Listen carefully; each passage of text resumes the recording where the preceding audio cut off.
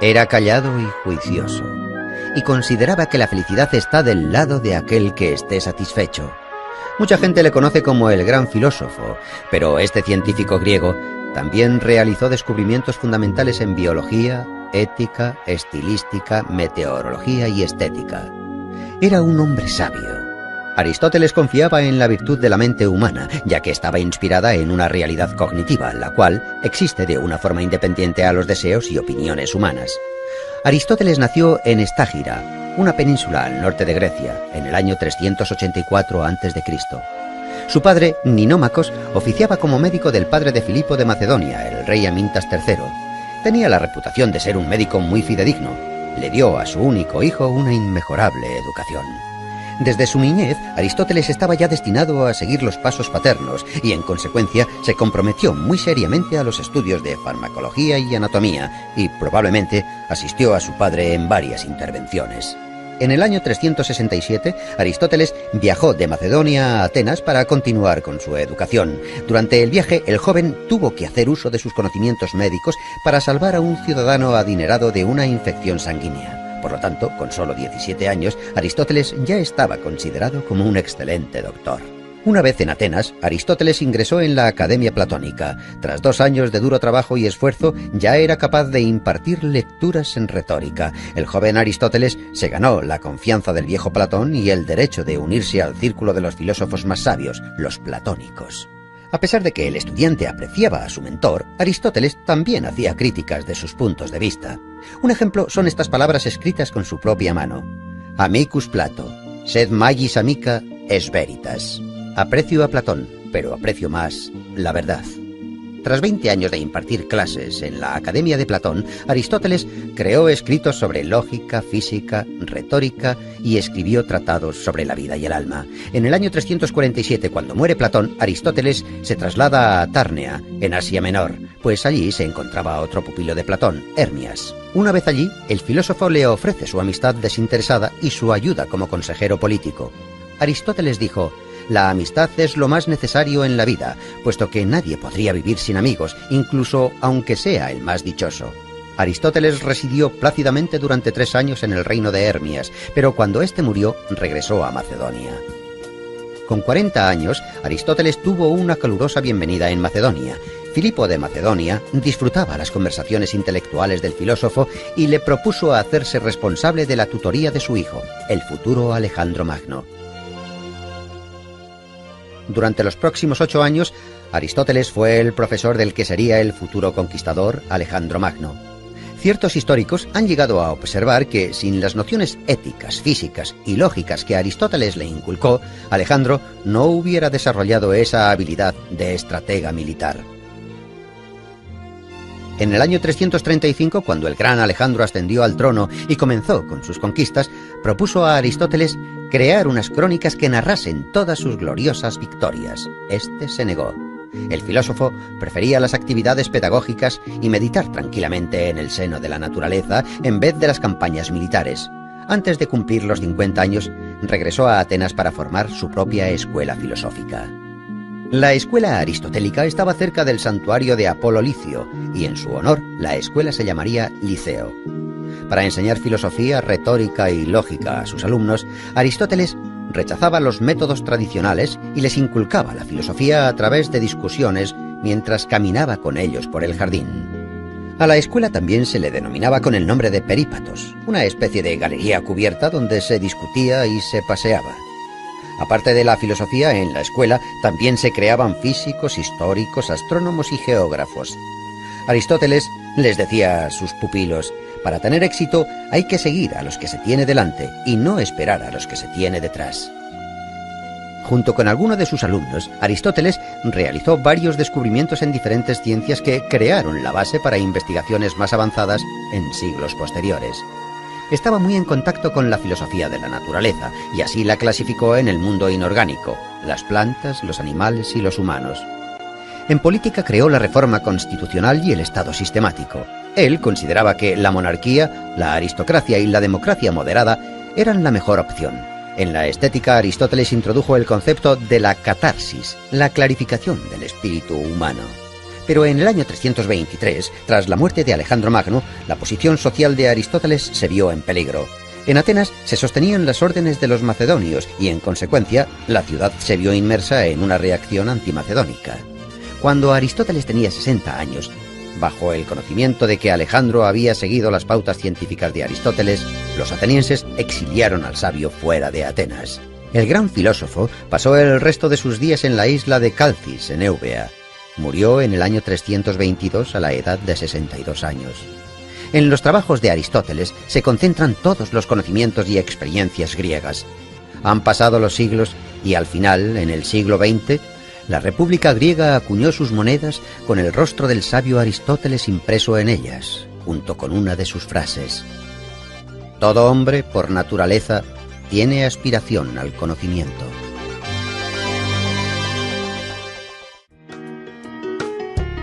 Nietzsche escribió: «Resulta significativo que sea Sócrates el primer gran heleno que fue feo, de igual manera que en él todo es simbólico.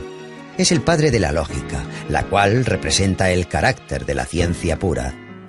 Antes de que los jueces le condenaran a muerte, el gran filósofo Sócrates afirmó: «No debo rechazar mi filosofía mientras me quede aliento». Sócrates.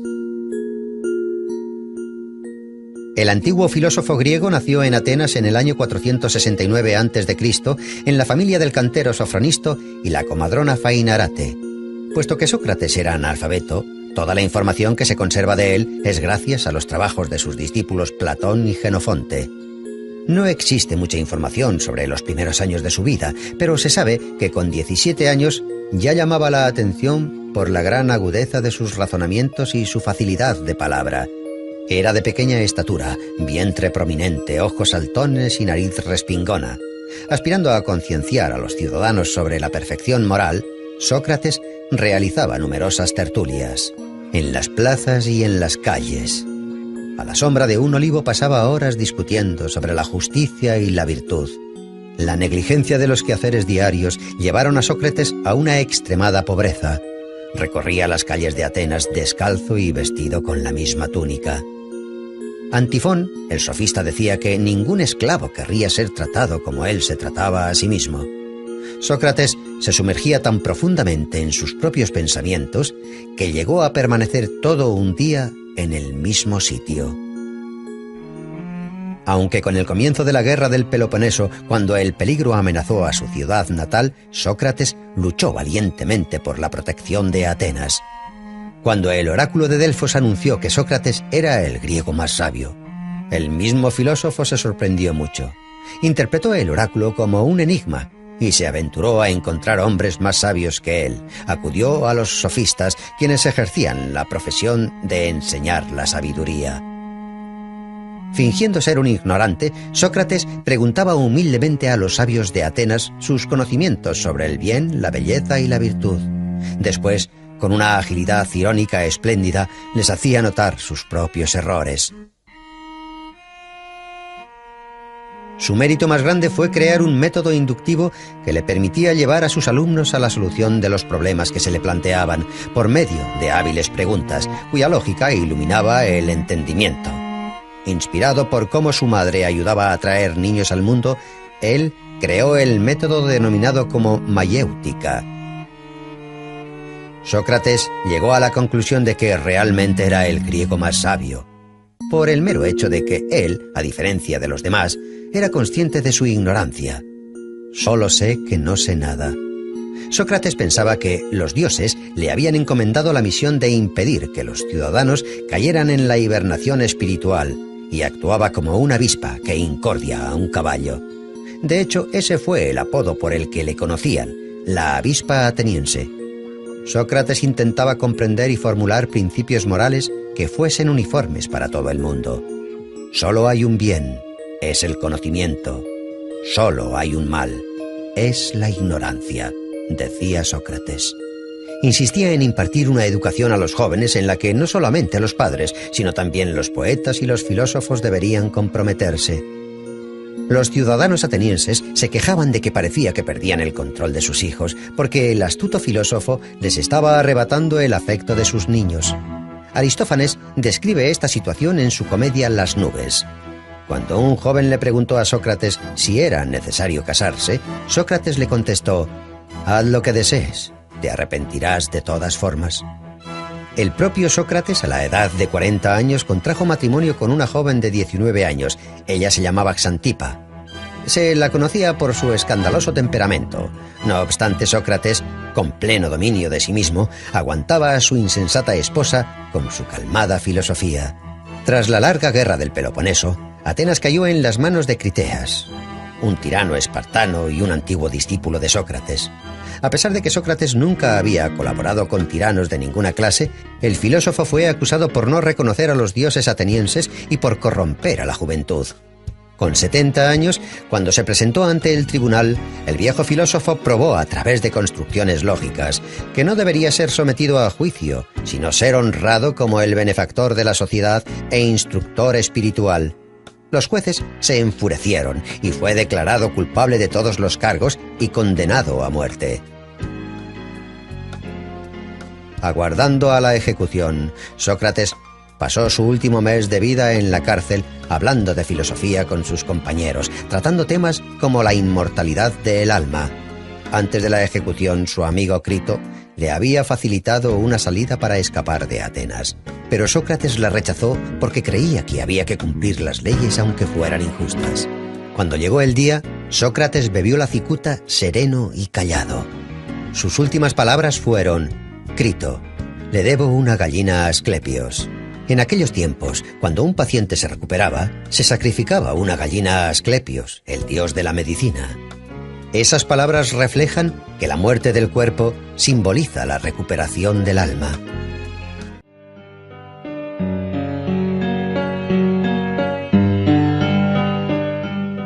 Este filósofo se convirtió en leyenda cuando aún vivía. Los rumores le transformaron en un profeta y después en un estafador. A veces le convertían en héroe de anécdotas y otras le tomaban por loco. No creó ninguna doctrina integral, pero toda su vida fue un ejemplo de servir a la filosofía. Diógenes el cínico, natural de Sinope, también era llamado Diógenes el perro. Este filósofo vivió en el siglo IV a.C. Se sabe que su padre era acuñador de moneda y toda su familia provenía de Sinope, territorio de la Turquía actual. Cuando Diógenes aún era joven, fue acusado de adulterar las monedas y enviado al exilio fuera de su ciudad. Diógenes no negó su parte de culpa. Pero ¿cuáles eran las razones por las que un joven de familia adinerada actuaba así? Según la leyenda, la razón por la que falsificaba monedas no era para obtener beneficios, sino por seguir las instrucciones del oráculo de Delfos. El joven Diógenes acudió al oráculo y le realizó la descarada pregunta de ¿qué debo hacer para hacerme famoso? El oráculo respondió: cambiar el valor de la moneda. Diógenes tomó la profecía al pie de la letra. El oráculo se convirtió en la consigna cínica y en metáfora de buena parte del comportamiento del filósofo.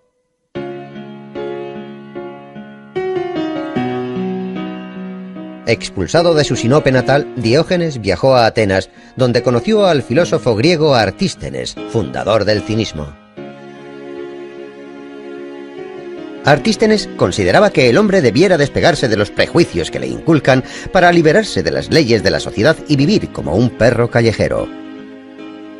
La palabra griega kinikos, la cual deriva de kinus, significa perro. Todos los seguidores de la filosofía de Artístenes serían denominados como kínics. La palabra cinismo, la cual proviene de las enseñanzas filosóficas de los kínics, en la actualidad ha obtenido un nuevo significado. Ahora no solo define la acción de negar las leyes sociales, sino también describe la acción de negar la moral existente y las leyes culturales. Diógenes se convirtió en el mejor alumno de Artístenes. Convencido de que la virtud consistía en abstenerse de las necesidades y el ascetismo, Diógenes liberó a su único esclavo, cambió sus ropas por vestimentas rústicas, se hizo con un zurrón y comenzó a vivir en las calles. En invierno solía dormir en los pórticos y plazas públicas, y en verano dormía en la arena calentada por el sol. Diógenes vivió una vida ceñida a los ideales del cinismo. Incluso llegó a reprochar a su maestro de no seguir sus propias doctrinas y no apreciar las privaciones como medio de rectificación moral. Diógenes dejó de viajar por Grecia. Cuando le preguntaban de dónde venía, él siempre contestaba: «Yo soy cosmopolita, soy un ciudadano del mundo». En una ocasión, el solitario e indefenso predicador cayó en manos de piratas. Le vendieron como esclavo a un rico de Corinto llamado Geníades. Su nuevo amo no tardó en apreciar el conocimiento especial del filósofo y le dispuso como tutor de sus hijos.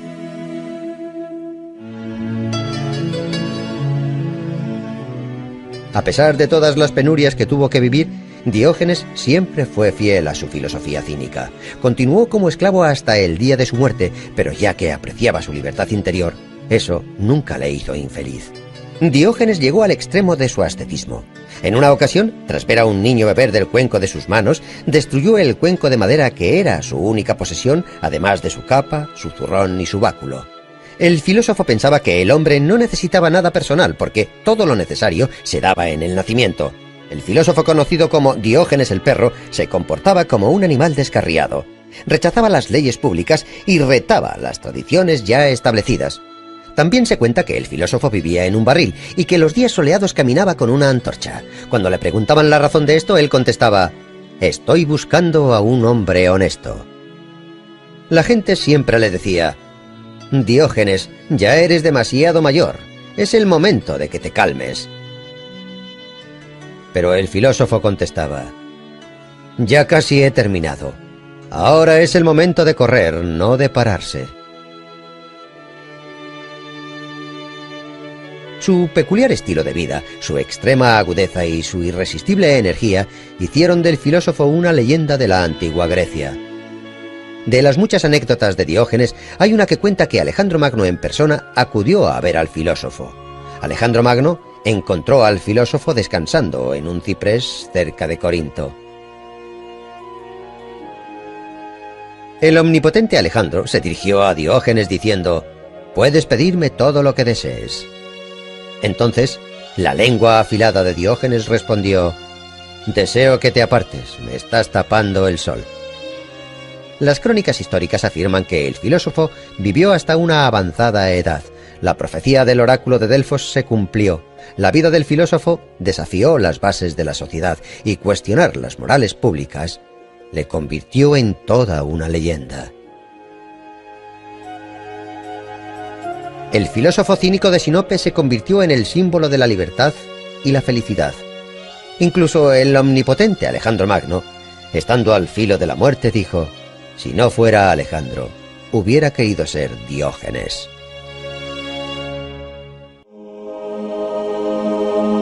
La escuela fundada por este antiguo filósofo se convirtió en un prototipo de la educación superior moderna. Los contemporáneos le denominaban el Maestro Divino. En sus obras se habla de una sociedad ideal y una inmortalidad del alma. El antiguo pensador griego Platón decía que el tiempo es una constancia similar a la eternidad. Nació en el año 427 a.C. en una familia aristocrática ateniense. Por descendencia paterna, Platón pertenecía a los zares de Ática. Por parte materna, el sabio descendía del conocido legislador ateniense Solón. Su nombre de nacimiento fue Aristócles. El joven Aristócles era de constitución fuerte y de hombros anchos. Por ello, le apodaron Platón, el de los hombros anchos. Su apodo se conocería a lo largo de la historia. Platón obtuvo una educación aristocrática en su juventud. Escribió versos y tragedias, estudió las obras de filósofos de épocas pasadas y además componía música y también dibujaba. Era un excelente gimnasta. Dominaba la equitación, luchaba en combates individuales e incluso ganó numerosas competiciones por ello. Pero a pesar de su versátil educación, el joven era extremadamente tímido y prefería los empleos solitarios antes que dialogar con sus contemporáneos. A los 20 años, el joven Platón ya era considerado como uno de los ciudadanos más prometedores de Atenas. Poseía una brillante carrera política por delante, pero su destino le reservaba algo diferente. En el año 407 a.C., el joven aristócrata conoce a Sócrates, el filósofo que rondaba las calles atenienses. Vestía ropas viejas y harapientas, caminaba descalzo y siempre estaba rodeado de pupilos y de oyentes atónitos ante sus palabras. Sócrates ofrecía discursos interminables sobre la idea del bien y a nuestros ojos podría parecer un loco que desvariaba. Pero Sócrates revolucionó la mente del joven Platón. Influenciado por las teorías del viejo filósofo, el joven, al que le esperaba una brillante carrera política, perdió todo su interés respecto a los ideales públicos y políticos.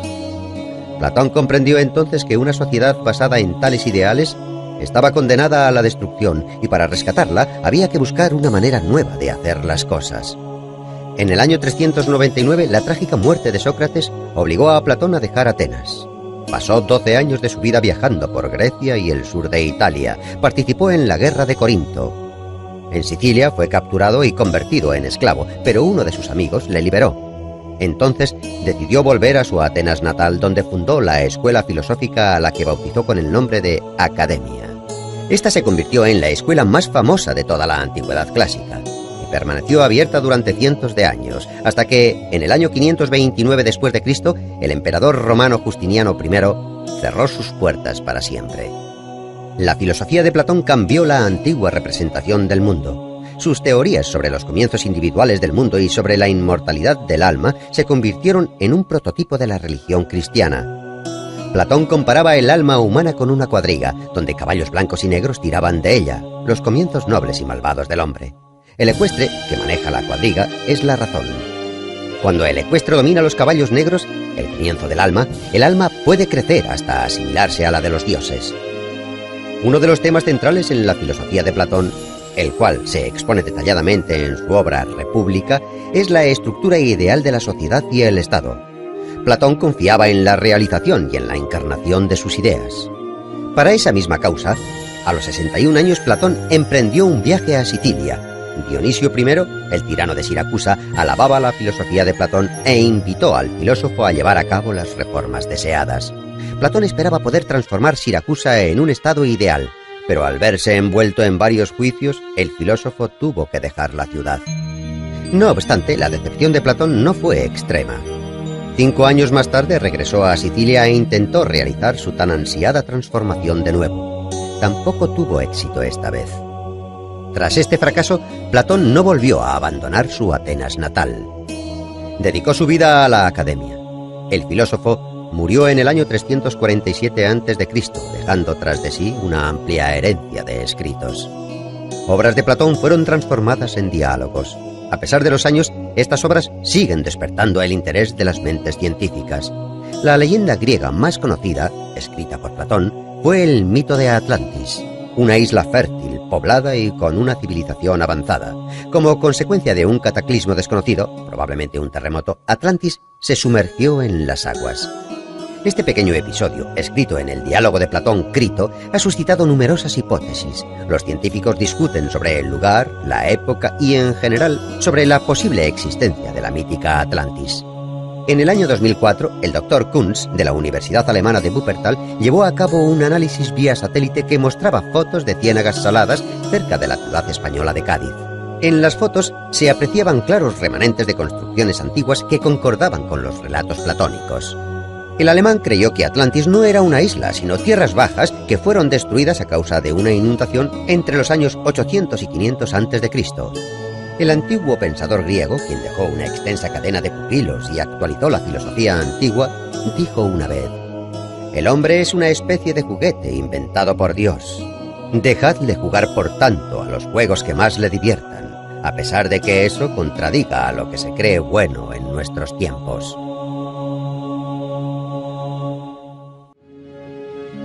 Hoy en día sus tragedias tienen el mismo éxito que en el siglo V a.C., aunque en su época sus obras provocaban el enfado de los espectadores y los competidores poéticos. ¿Cómo se atreve ese insolente poeta a alterar las tradiciones más fundamentales? Puede que esta sea la razón por la cual los historiadores que trabajaron en la biografía del poeta lo hicieran de tal forma que tantos siglos después es complicado diferenciar entre los datos falsos y los verdaderos que rodean la vida del dramaturgo. Una cosa está clara: a pesar de todo el peso de las innumerables críticas, Eurípides está reconocido como uno de los mejores poetas trágicos griegos. Los antiguos historiadores adoraban encontrar vínculos extraordinarios en los acontecimientos históricos. Solían afirmar que Eurípides nació el día de la gran victoria de los griegos sobre los persas en una isla cercana a Salamina. Por ello, el autor estaba destinado a alcanzar la gloria.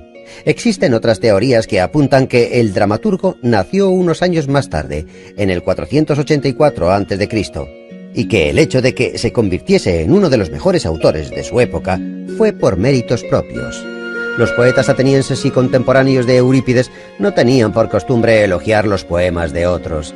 En esa época las críticas se reducían a banales comentarios. En el campo de las batallas literarias, los enemigos de Eurípides le atribuían sangre humilde y defectos físicos y mentales. Cuenta una leyenda que el autor sentía un odio inmenso por las artes y por las mujeres. Pero un siglo más tarde, Aristóteles afirmó que Eurípides era el mejor poeta trágico de todos sus contemporáneos. 5 siglos más tarde, Eurípides fue nombrado el pensador que prefería la soledad de la orilla del mar antes que las concurridas calles de la ciudad. Los visitantes que acuden a Salamina aún pueden contemplar las cuevas donde Eurípides componía sus tragedias.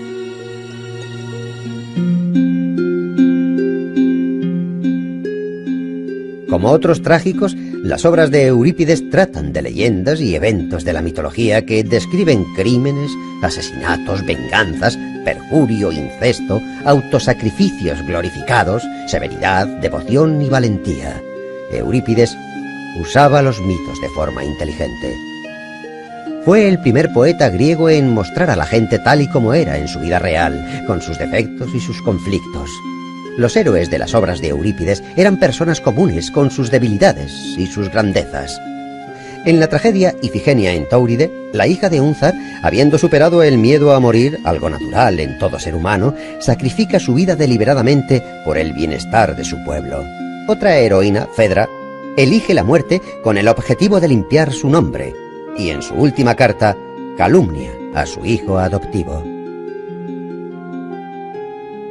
En el año 455 a.C., Eurípides participó por primera vez en el concurso anual de dramaturgos. Durante más de medio siglo fue el competidor más duro del conocido Sófocles. Escribió alrededor de 100 tragedias, aunque solo consiguió hacerse con 4 victorias y la quinta se la otorgaron después de su muerte. Solo han llegado 18 escritos del autor hasta nuestros días.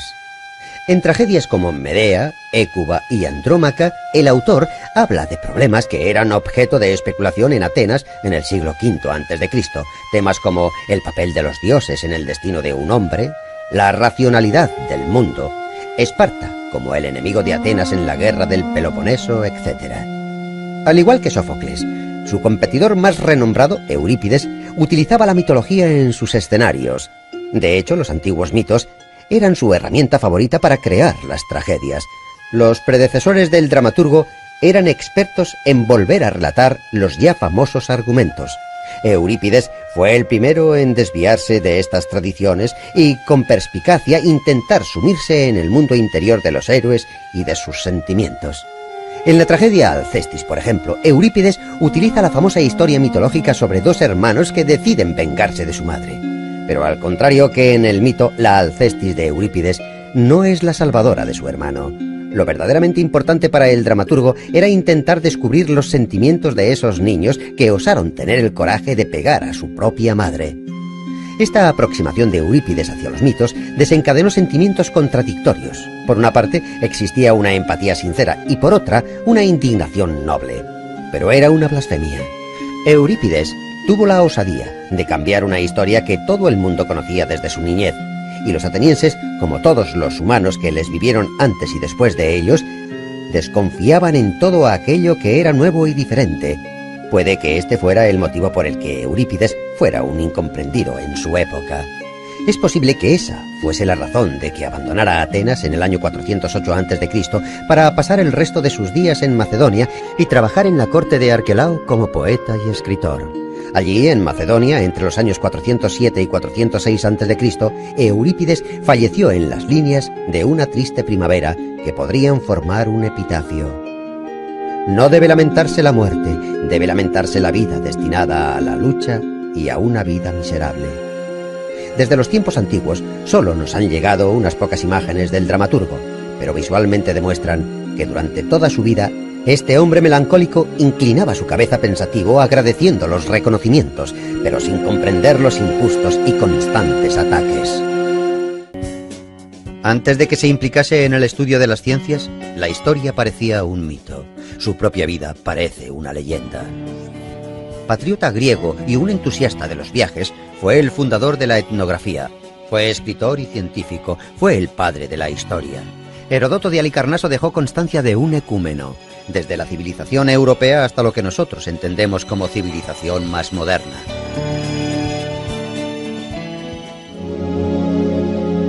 Heródoto, el futuro historiador, nació en el año 284 a.C. en el seno de una familia rica y noble en Halicarnaso, una colonia griega situada en Asia Menor. A pesar de que Heródoto era un ciudadano persa, era heleno por parte materna. Le encantaba escuchar las historias de los marineros que buscaban la libertad de la amada ciudad griega Atenas, donde los emperadores Solón y Clístenes llevaban a cabo las reformas democráticas. Pero en su ciudad natal, el tirano Ligdamis luchaba por hacerse con el poder. El joven Heródoto, junto a otros seguidores de la democracia, se rebelaron contra el tirano. La revuelta fue contenida y para salvar su vida, Heródoto tuvo que huir a la isla de Samos, uno de los estados más ricos de Grecia.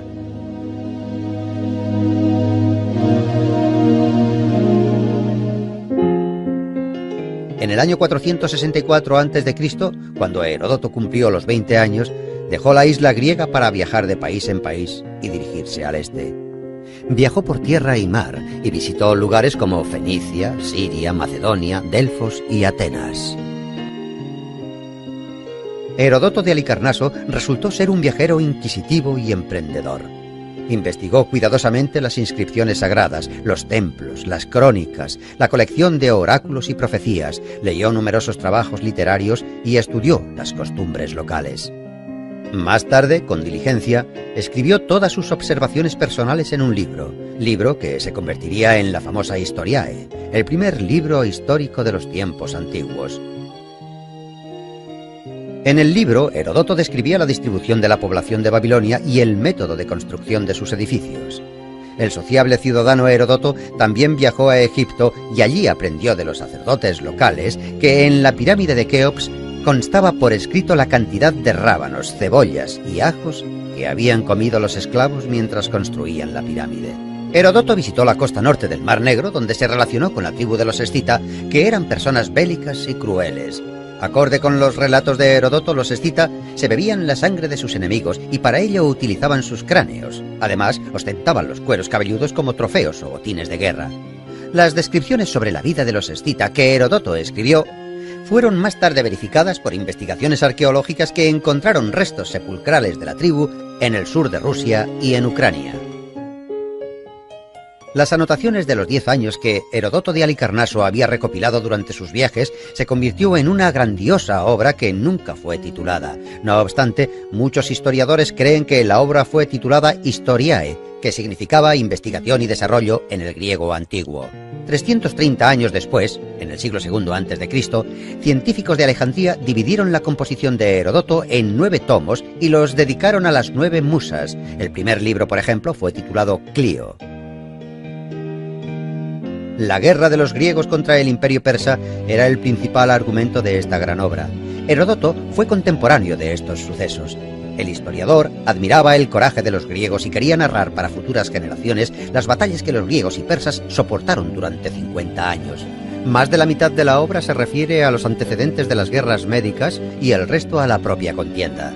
Fue una de las primeras obras escritas en prosa griega que muestra digresiones históricas, etnográficas y geográficas, así como las tradiciones, las religiones y la vida en Asia Menor.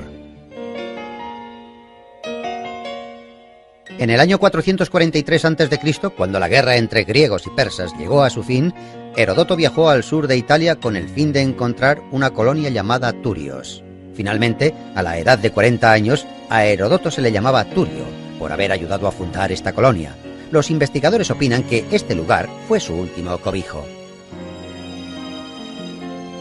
Pero no se puede excluir la posibilidad de que al final de su vida, Heródoto dejase Turio para volver a Atenas.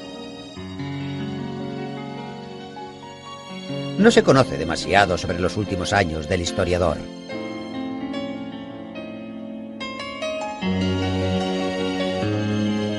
Probablemente participó en alguna reyerta política entre Atenas y Esparta y se dedicó a completar su monumental obra que nunca fue terminada.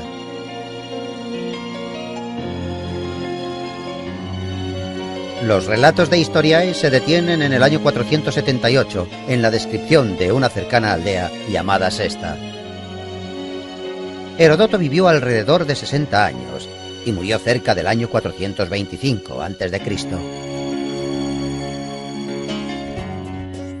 4 siglos más tarde, el orador romano Cicerón hablaba de Heródoto como el padre de la historia. Para los historiadores actuales, el espléndido escrito de Heródoto es una fuente de oro para obtener información sobre la historia de los países antiguos.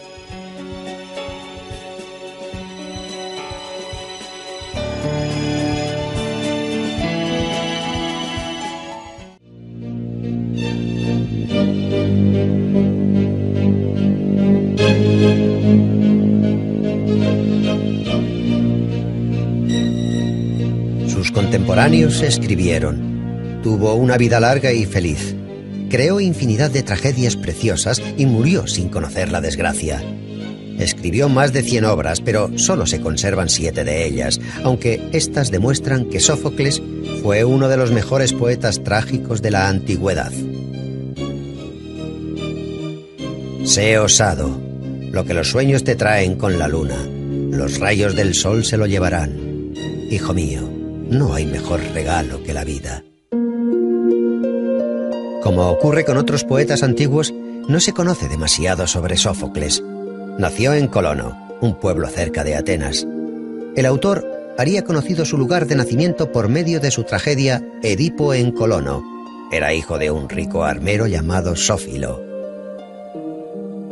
Otorgó a su hijo la posibilidad de recibir la llamada educación ateniense, que fomentaba el libre desarrollo del cuerpo y el espíritu.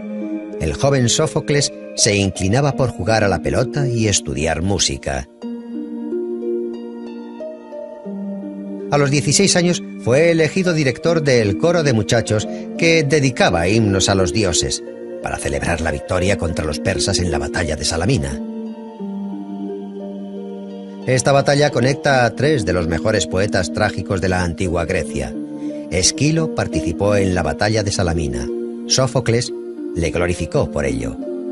Y Eurípides nació en esa época.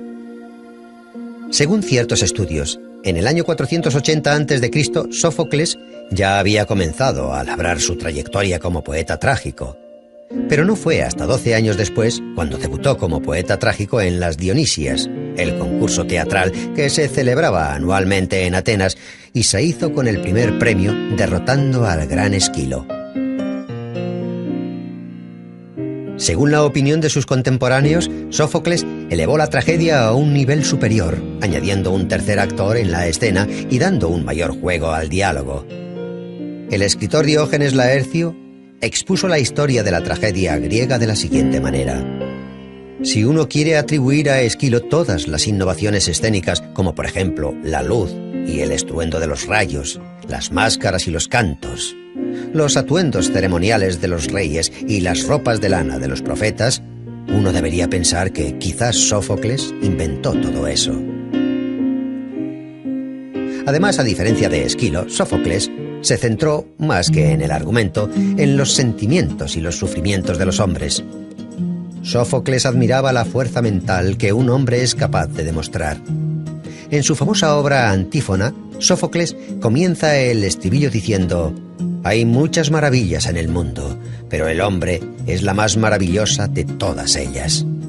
Con obras como esta, Sófocles se convirtió en uno de los poetas más conocidos de la antigua Grecia.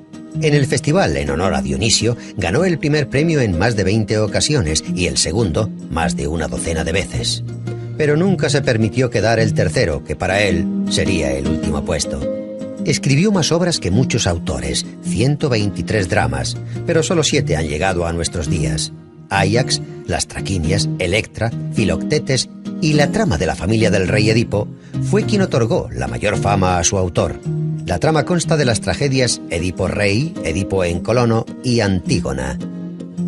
En la tragedia Edipo Rey se narra la caída de Pericles al mando del Estado ateniense y se interpreta de una forma muy creativa. En la historia, los años de su gobierno se conoce como la época de Pericles, el período donde Atenas era fuerte y próspera. Sófocles era uno de los mejores amigos de Pericles. En el año 440 a.C., ambos fueron elegidos estrategos y participaron en la expedición ateniense contra Samos, acontecimiento que recoge Plutarco en sus Vidas Paralelas. El poeta jugó un papel muy activo en la vida pública de la polis. Incluso cuando Sófocles era ya un hombre muy mayor, fue elegido como uno de los 10 consejeros que, supuestamente, devolverían los años dorados a Atenas. Sobre la vida personal de Sófocles se desconoce la mayoría. Solo se sabe que tuvo 5 hijos. Hay quien piensa que un hijo de Sófocles, llamado Lofón, intentó atribuirle a su padre una enfermedad mental causada por su avanzada edad. El poeta dijo ante el tribunal: «Si estoy loco, no soy Sófocles. Si soy Sófocles, no estoy loco». Y a continuación recitó el comienzo de la tragedia de Edipo en Colono. Con admiración, el jurado se percató de que en efecto se trataba de Sófocles y por lo tanto no podía estar loco. La tragedia de Edipo en Colono fue llevada al escenario por su nieto, también llamado Sófocles. La representación tuvo lugar justo después de que, con 90 años, su abuelo Sófocles falleciera. Sófocles también era conocido por su afán a la religión. Según algunos historiadores, antes de que el templo para Asclepios, dios de la medicina, fuera construido en Atenas, Sófocles adoraba al dios en su propia casa. En su tragedia, un hombre antes de morir conoce a las Parcas. En uno de los fragmentos que se conservan, Sófocles advertía: «El hombre ha de admirar y valorar el júbilo de hoy. Los dioses cubrirán el mañana con mantos grises y oscuros».